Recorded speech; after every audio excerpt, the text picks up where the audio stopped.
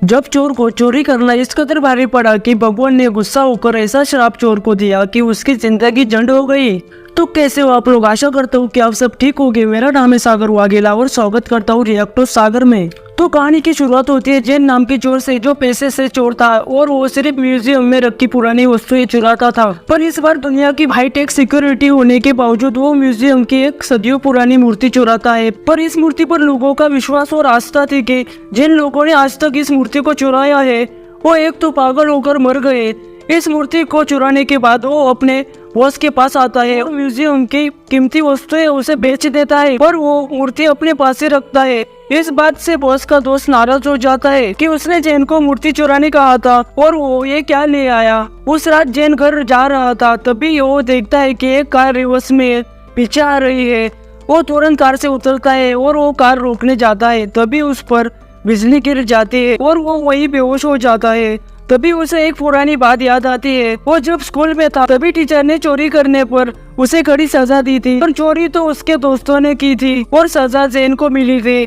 और वो गुस्सा होकर भगवान से कह देता है अगर मैंने चोरी की होगी तो मुझ पर बिजली गिरा दो, और उसकी नींद खुल जाती है। तभी वो देखता है कि उसके हाथों की नसें लाल हो चुकी है, पर वो उस पर ज्यादा ध्यान नहीं देता और वो पानी पीने फ्रिज खोलता है तो वहाँ उसे एक चेहरा दिखता है, पर वो फिर देखता है तो ऐसा कुछ भी नहीं था। फिर वो बाथरूम में सुसु करने जाता है तो कमांड इंसान में बदल जाता है और वो भी उससे बात करने लगता है। उसे कुछ समझ में नहीं आ रहा था कि ये क्या हो रहा है उसके साथ। तभी वो डरता हुआ बाहर आता है तो एकदम उसका सोफा भी बोल देता है भाई लोग, अब तक आपने वीडियो लाइक नहीं की है, लाइक कर दो। और उसका बिल्ला भी बोल देता है अरे साले मेरी शादी करवा दे, यहाँ अकेले नींद नहीं आती। अब घर की और सारी बेजुबान वस्तुएं उससे बातें करने लगती है और वो डर जाता है और वो मूर्ति लेकर बाहर आ जाता है। तभी वो देखता है कि गाड़ी पर कोई आदमी सुसु कर रहा है, पर वो तो एक कुत्ता था। उसे लग रहा था कि बिजली गिरने के कारण उसके सर के सारे स्क्रू ढीले हो चुके हैं और वो गाड़ी लेकर घर से दूर आ जाता है। पर तभी उसकी गाड़ी एक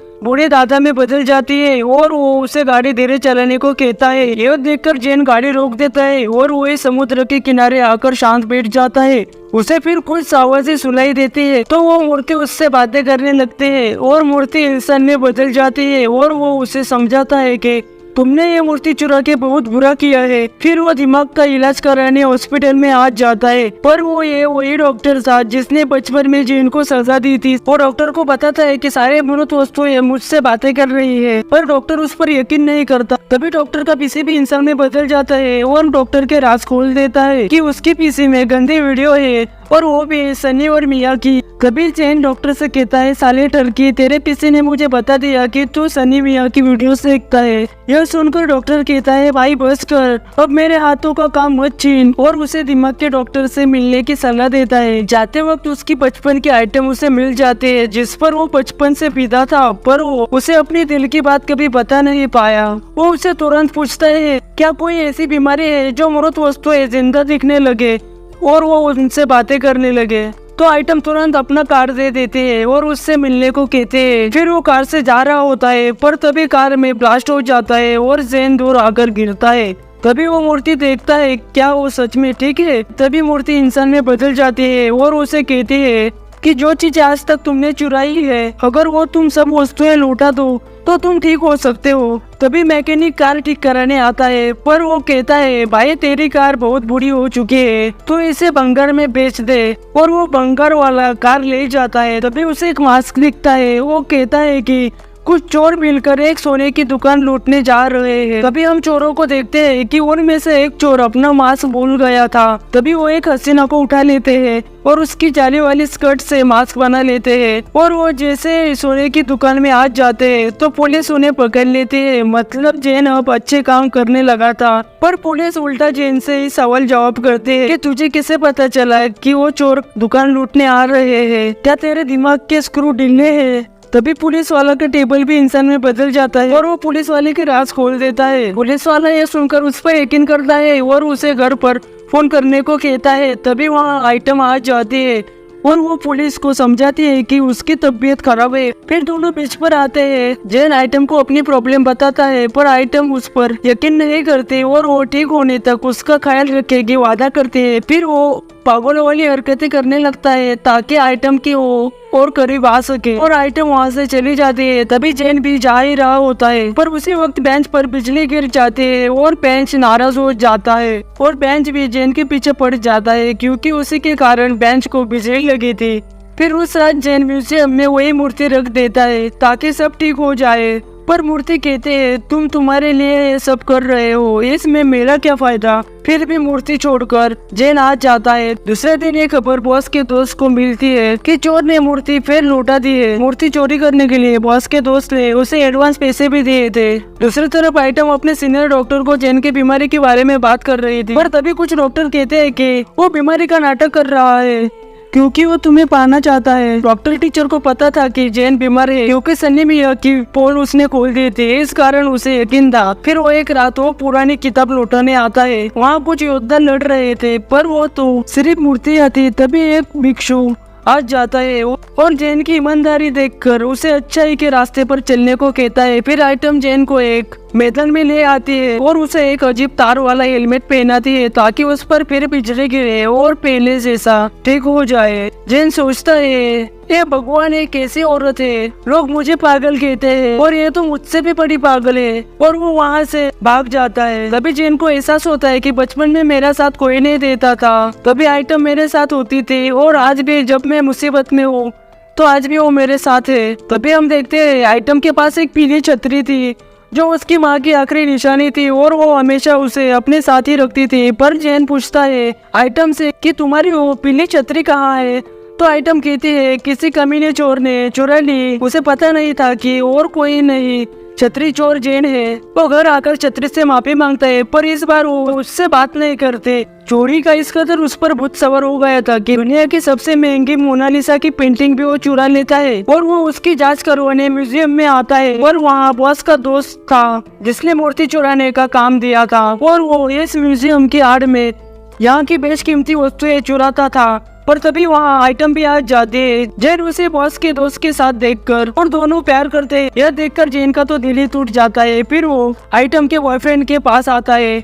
वो समझ जाता है कि यहाँ तो पेंटिंग का नंगा नाच हो रहा है, ये मेरी आइटम को धोखा दे रहा है। इस पर वो पूरी रात सोचता रहता है कि उसे आइटम को उसके बॉयफ्रेंड के बारे में बताना चाहिए या नहीं, कि वो तुम्हें धोखा दे रहा है। पर उसका पौधा उसे समझाता है कि तुम्हें आइटम का रिश्ता नहीं तोड़ना चाहिए। फिर आइटम जैन को बलून में घुमाने ले आती है क्योंकि जैन का बर्थडे था, उसे याद था। यह देखकर जैन खुश हो जाता है, पर आइटम को बॉयफ्रेंड का फोन आता है। फिर क्या, ये देखकर जैन फिर दुखी हो जाता है। फिर जैन बॉयफ्रेंड को मिलने जाता है, कहता है बॉयफ्रेंड को मोनालिसा की पेंटिंग असली है, पर उसे यकीन नहीं होता और वो देखने चला जाता है। तभी जैन बॉयफ्रेंड के फोन से बात करता है और उसका लॉक ओपन हो जाता है। जिन जिन लड़कियों को उसने धोखा दिया था उन्हें मैसेज करता है। फिर क्या, सभी मिलकर बॉयफ्रेंड की पिटाई करते हैं। यह सब देखकर आइटम उससे ब्रेकअप कर लेती है और जैन के साथ पार्टी में जाती है। वहाँ वो बहुत हैंग हो जाते हैं। जैन उसे अपने घर ले आता है और वो उसकी चुराई हुई छतरी भी छुपा देता है और दोनों रात भर मूवी देखते हैं। सीसीटीवी देखकर यहाँ बॉयफ्रेंड बॉस को बता देता है कि जैन ने उसके फोन से बात की और पासवर्ड खोलकर उसने यह कांड कर दिया। वो उस पर बहुत दिनों से नजर रखे हुआ था। वो सारी शक्तियों के बारे में बॉस को बता देता है, पर बॉस उस पर यकीन नहीं करता। यहाँ कमूट जैन को छतरी लौटाने कहता है, पर जैन अपनी बूढ़ी गाड़ी देखने बंगर वाले के पास आता है। वहाँ गाड़ी वाला आदमी कहता है जब तुम चोरी करके आते थे तो मैं बार बार बीच में बंद हो जाता था ताकि तुम बुरे काम ना करो। जैन कार से माफी मांगता है और वो वहाँ से गायब हो जाता है। फिर वो आइटम को सारी सच्चाई बता देता है और उसकी छतरी भी उसे लौटा देता है। वो उससे माफी मांगता है, पर आइटम कहती है कि अगर तुम में सच में बेजुबान वस्तु से बात करने की पावर है तो छतरी से तुम पूछो कि मेरी माँ के आखिरी शब्द क्या थे। पर छतरी कुछ नहीं बताती और आइटम जैन से नाराज होकर वहाँ से चली जाती है। जब वो घर आता है तो वो देखता है उसके नसों का लाल होना अब ठीक हो रहा था, मतलब उसने जितने बुरे काम किए थे वो सब ठीक हो चुके हैं और उसकी बात करने की पावर जल्द ही खत्म हो जाएगी। तभी उसे बॉस का फोन आता है कि तुम्हारी आइटम मेरे पास है, अगर उसे तुम जिंदा देखना चाहते हो तो तुम तुरंत मेरे अड्डे पे आओ। जैन वहाँ आ जाता है, पर बॉस चाहता था कि जैन उस तिजोरी से बात करे और उसका लॉक पता करे ताकि अंदर की बेशकीमती वस्तुएं वो चुरा सके। और उसके सामने आइटम को टांग देते हैं और जैन पर दबाव बनाते हैं। पर जैन तिजोरी से बात करता है पर कुछ नहीं हो रहा था क्योंकि उसकी शक्तियाँ अब खत्म हो चुकी थी और वो ये सब नहीं कर सकता। ये देखकर बॉस नाराज हो जाता है और बॉस उसे मारने ही वाला होता है। तभी वहाँ पुलिस आ जाती है और आइटम जेन को बचा लेती है। जब वो घर आता है तो उसे अपने भूलने वाले दोस्तों की याद आने लगती है। दूसरी तरफ आइटम ने जेन को माफ कर दिया था। दोस्तों, एक्सप्लेनेशन यही खत्म होता है। वीडियो अच्छी लगी हो तो लाइक कर सकते हो। ऐसे मजेदार वीडियो देखने के लिए चैनल को सब्सक्राइब कर सकते हो। तो मिलता हूँ आपको नई